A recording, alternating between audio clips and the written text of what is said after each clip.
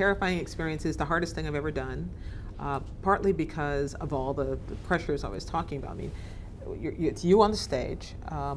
Nobody else can have access to your questions because both candidates have, if they're pros, have someone whose job is to try to think about what you might ask, to anticipate what you might say. And my job is to make sure that you can't really guess. And so I'm spending a lot of time with reading all the books they've written, reading all the stories I can possibly get about speeches they've given, turning my dining room table into Grand Central, Debate Central, and figuring out a way to then inform people at home. And especially in a vice presidential debate, you're talking about domestic and foreign policy issues, and you're speaking to the unspoken, which is these guys are only important, or women, are only important if the first guy dies. So you can't say that, but this is really the heartbeat away from the president kind of debate.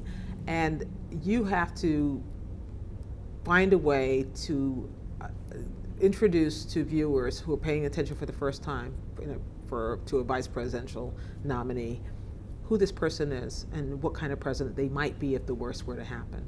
And so the questions are all about testing that.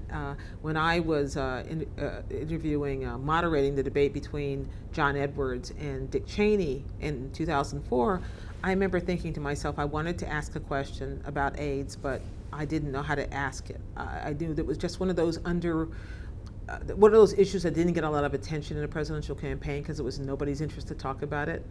And so I asked him a question based on statistics showing that the rate of the disease was skyrocketing among heterosexual African American women. Neither of them knew the answer to the question, which was, what would you do given that information? Dick Cheney's response was, really? I didn't know that. At least he was honest. John Edwards was to do exactly what I prefaced the question by asking him not to do, which was, we're not going to talk about AIDS in Africa, we're talking about AIDS here. And he responded by talking about AIDS in Africa, because I found out later that's what he was programmed for. That's what he had been told I might ask about.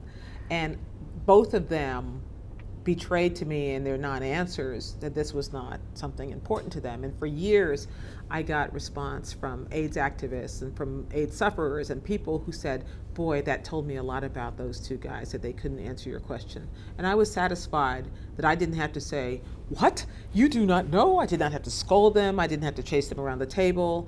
I had done my job in letting people at home know this is not their priority, and then move on to the next question.